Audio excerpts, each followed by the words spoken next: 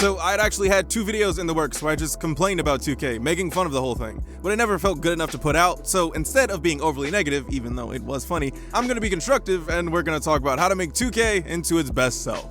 Here's some ground rules. First, since I don't play MyGM or My League, I don't know what should be changed, and since I've heard that it's been the same since like 2K18, obviously the developers don't either. Second, I've only played the current gen of 2K21, and I know next year's current gen will probably have little to no changes, so I'll be more focused on the next gen and the future. And since I haven't actually played next gen or really even looked into it, because who cares, if I say something that has been talked about being changed or already changed, yell at me in the comments for not being thorough, I guess. And finally, this is going to be a mixture of things that I personally want and things that I think would make the community happy. So with all of that out of the way, let's start with MyCareer and how to actually structure it. At this point, the story doesn't matter at all. Most people skip it, and the people that do sit through it, you brave souls, usually don't like it, and I'm not about to write a whole rags to riches hoop story, so who cares? My main issue comes from the lack of real changes that you get through your tenure in MyCareer. So first, I think bringing back player relationships will go a long way to make the experience better. Having to juggle those while doing endorsements in practice was interesting in the 2K16, 2K17 days, and I think bringing those back will make people actually want to play MyCareer. Also, having those relationships could make them want to play with you. Pause. Which leads into my next point. You should be able to trade players from your team once you hit a certain point. I don't think you should be a rookie on the Lakers telling LeBron to pack his bags, but once you get that little notification that, hey, you're a franchise player now, you should have more options than just tuning the arena music and influencing a trade. To balance it out, I don't think you should even be able to influence who you get in return, but throughout the season, if your GM makes the stupid decision to trade for Chris Paul George or Dante Exuma, I think as the franchise player, you should be able to get bro out of there. I'd also love to see interviews and more of the day-to-day stuff that's unrelated to actually playing basketball come back. Yeah, duh, this is a basketball game, but I think that leaning into more of the business and casual side of being in the NBA would be a really cool thing to see. We do not need to bring back players actually voicing themselves though. It hasn't been good. I don't think it'll be good in the future. We'll just keep that in the past. So now, on to making your player. I didn't have the biggest problem with pie charts for the past 2 years in concept, but all it really did was stifle certain builds. My players need to be way more flexible and need to allow for more dynamic gameplay. What I mean is that players should have the ability to improve their weaknesses, but let's go over how to build your players first. So the way I see it, there should be 2 things that govern how you create your player. Your 2 primary focuses and your takeover. Sounds familiar so far, right? But instead of pie charts or choosing something like inside or outside scoring, you build the player from scratch. If you really want to have 0 defense and rebounding to get your 6'3" point guard to have 90 plus everything else, go ahead. If you want to be a dominant playmaker with strong defense, that's fine too. You get a set number of player points similar to how you do now, let's just say 300 for the sake of this, and you get to put them wherever you want to. When it comes to takeover, they should be able to allow you to pick up the slack in terms of your weaknesses. So let's say that you choose to be an offensive monster, which I assume most people would choose. If you decide to pick the lockdown takeover, it doesn't make you a dominant defender too, but it will bump you up to at least not be the complete liability on defense that you are. While you could pick a takeover that complements your playstyle more, in a more competitive scenario, I think the best option is to try to improve your weaknesses. A tip and or trick for a game that's never coming out. The next one is also related to takeovers. So when I think about it, it kinda does seem like an overpowered mechanic, but it also could be a really cool addition for people who are having extremely dominant games. So similar to how you can save your takeover to get team takeover, I think having a super takeover, give me more time to come up with a better name, would be really interesting. Especially if when you pop it, you get exclusive animations for your character depending on what type of takeover it is. So if you're a slasher, you get crazy NBA Street type dunks, and if you're a shooter, you get little targets on the court where you can get a green, but everyone else can see it too, so they know to guard that spot even harder. Since team takeovers aren't really that common, at least in my experience in the Park and ProAm, I think that it shouldn't be too big of a deal and should inject some of that NBA Street vibe, since we're probably never gonna get that franchise back. Or if you really just want to be a team player, you could just turn it off to have the team take over as usual. Now, on to badges. For me, badges were best when you had to earn them doing specific things. If you want Dimer, you gotta actually pass the ball. Same thing goes for things like Range Extender and Intimidator. For the past few years that badge points have been a thing, I never felt like they were anything other than a much slower progression system than we had before, So for me, I think they should just go all together.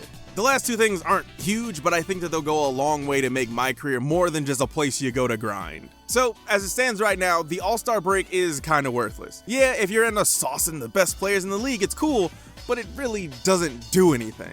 I think that you should be able to get certain upgrades from being in the events. So, for example, if you're in the 3-point contest, you can get a boost to certain shooting attributes, and the best way to balance that would be it's like a stacking boost. For every 3-point contest you win, you get +1 up to a max of 5 extra points. When it comes to the All-Star game itself, if you get the MVP, then you get a boost to all stats up to 5. With all this, the initial player creator will need to be a little bit more balanced, but if you're a Park player mainly, because there's a lot of you out there, you can get these badges through playing the game as well, but they don't stack. So if you get the ones from MyCareer and the ones from Park, you don't get +30 to everything now. That is if you were to get +5 from the 3-point contest, +5 from the dunk contest, and +5 from the All-Star game. I know math can be hard sometimes. Also, you don't get anything from the Rising Star Challenge. It's honestly worthless. I don't care. The final thing I really want to change is the sliding scale for your overall. At first, when I was writing this, I was just gonna get rid of it completely because in the Park at least, to actually maintain a full 99, you need to play perfectly and a lot of times selfishly to keep it up even if you win. For MyCareer, it's fine the way that it is because you're gonna get 99.9 almost every single time no matter what, but for Park, it's different, so let's get into the Park changes. Now, I do think that the scale brings a certain realism to the game since players do get better or worse through stretches, but it definitely needs to be retooled. Now, I'm not an expert on algae rhythms, but here's what I'm thinking right now. Wins shouldn't be factored in at all because if I put up 15 points on 5 out of 6 shooting, got 2 assists and a steal, and we still lose, I'm not gonna get a 99 and I'm gonna risk dropping. To me, that's one of the dumbest things about how it works, so that part is completely gone. Instead, we're factoring in overall field goal percentage, points, rebounds, assists, steals, blocks, and turnovers, while also factoring in who you're guarding if they have a similar position, because I don't think a guard should be penalized for having to defend a small forward or something like that. So, points, rebounds, and assists are worth 1 point, and blocks and steals are worth 2 points. The only negative stat are turnovers at -1 point. Teammate grade isn't a factor either, just because the way the teammate grade works in 2K doesn't accurately show if you're a good teammate or not, so don't even worry about it. So, and I apologize for bringing math into this again, but I promise I'll be quick. The equation should look like this. And if you're facing a larger or shorter position, it would look like this. And here's a quick example. If you shoot 1 for 4 with 3 points, got 1 rebound and 1 assist, your score would be 1.25. While your opponent who went 5 for 5, got 10 points, 2 rebounds, and 3 assists would have a score of 15. If you don't take a shot, instead of your field goal percentage being 0, which would just make you automatically drop down, it defaults to 0.50. Now in that previous example, your opponent would move up or stay at their overall while you would drop. However, because dropping and jumping back and forth whole overalls after a game would be just a whole lot going on, instead, I think that there should be a probationary period that you have to go through. I'd say 5 games should be fair, but again, this would take actual testing to see if it's fair or not. Also, because you could have a game where you both do terribly, but your opponent gets like 2 lucky shots off, there's gonna be a buffer of like 3 or 4 points, but I don't like doing math and trying to figure out what could be fair or what could even work. Besides, this was more than enough work for you guys to see where I'm coming from. The park itself also needs a redesign, but I mainly mean getting rid of all the unnecessary space between things you need to go to. I know it's because they want to push vehicles, but I've always thought that they were dumb to have in a basketball game. But even if you want to have a huge neighborhood or city, having these little areas with nothing in them seems like a waste of time and resources to have. Oh, and let there be female players in the park too. I don't want to hear any, oh, it's not realistic to have a 5'11" woman dunking on 7-foot dudes. It's not realistic to be doing dribble moves for 23 seconds every possession either, but y'all sure like doing that. So why not let the lady gamers make their own MyPlayers, or just whoever wants to have a female player? It's all about choice, and with 2K being the only game on the market right now, unfortunately, a little more representation would be cool. Now the next section about the Rec/ProAm is going to be a little bit brief just because I usually don't play it, but I do have a couple changes that I like to make. But before that, just to clarify from the previous modes, Rec and ProAm would have the same overall scale as Park, but would include free throw percentage as another factor, so it would look like this. But unlike overall free throw percentage, it just drops instead of it being a 0. I also think that matchmaking needs to be changed because I just don't care how tall the players are, there shouldn't be 3-point guards on a team. And I know that this would be difficult to balance since most of the community want to be point guards, even though no one wants to pass like one. I'd hope through the new player builder, more builds and players would be usable. On the technical side, I'm not sure if having the other games being played in the distance can affect the network, but that just needs to go because I don't understand the point of it. And finally for this, there needs to be some sort of award system after each game, similar to Schmeat, that will reward team play, or at least not leaving or throwing games, since one person can mess it up for everyone if they wanted to. Finally, let's talk about MyTeam. 2K21 made dark matter cards, and all that did was devalue every other rarity, and really for no reason, because as the season went on, later Galaxy Opals were still better than early dark matter cards. Either they need to go back to the old way, or stop releasing multiple dark matter cards of the same dude that seem like it's the exact same card, because it comes off as lazy. And yeah, I know it's a money grab, but it's still just a really little annoying thing to me. Also, bringing back Evo cards for cards other than your starters would be nice too. I honestly started really late in the season, but it seemed like there were no new Evo cards after your starter cards. Maybe I missed them, I don't know, but couldn't find any. But the biggest change that I want for my team is a private 3v3 triple threat mode to play against your friends, because sometimes you don't want to play a full 5v5, and this gives you the opportunity to try out different triple threat lineups without actually needing to run them in triple threat. Yeah, I know you could just run Blacktop and play now, but like, it's not the same. And it's not all-star team up either, so it's just gross. And the last three things are quick and related to the auction house. First, you should be able to sell or send cards immediately to the auction house, even if you don't have a copy already. When even a game like MLB The Show has this feature, but not the most popular sports game doesn't, there's some major issues going on. From your auction page, you should be able to see what that particular card is going for on the marketplace. I don't think that they should show an average price, because I feel like that trivializes a lot of working in the auction house, and I like messing around and seeing deals, especially since it's fake money and I don't care.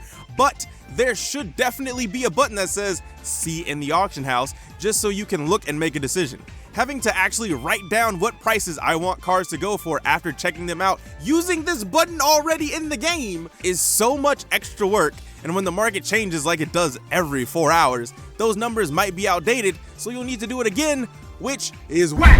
My last change is honestly very small, but it's to get rid of the fucking tax in the auction house. It makes absolutely no sense for these virtual marketplaces to take a cut of a currency that has no real value outside of this game. I understand that it's supposed to be like the actual cut that places like eBay and similar marketplaces take, but they are taking real money to support the business of hosting that marketplace. 2K isn't getting anything from MT, so why the fuck do I lose 10% of the value of the card?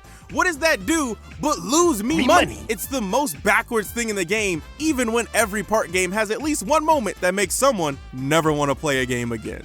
And that's all my thoughts on how to make a 2K game that won't make me regret giving the company my business. I didn't mention anything like less grind or no microtransactions, because at this point, I don't see any of those things actually happening. So yeah, while it would be nice to not have to play for hours and hours just to start having fun, I don't think it's worth getting anyone's hopes up. Gameplay changes like taking out certain animations or putting new ones in were also not talked about, because there's been aspects of every game that I've played that I've enjoyed, and saying stuff like take the shooting from 17 and the dribble animations from 15 and stuff like that make it seem like a weird mishmash of games rather than its own thing. I do think that there does need to be a commitment to the animations though, and what I mean is that if you're about to get a dunk animation, you shouldn't be able to get knocked out of it. If you miss the dunk, you just miss the dunk. You don't go into this weird layup animation that definitely isn't gonna hit anyway. Y'all let me know what systems or changes that you'd make for your best hypothetical 2K, and for the people that don't usually play 2K and you somehow lasted this long, let me know if any of this made you want to check out the series. Speaking of which, this was the pilot to a new series on the channel where it's going to be more about the perfect insert game movie genre here, so also let me know any ideas you might have on the series going forward. Mayhaps like and subscribe, and I'll check you in the next one.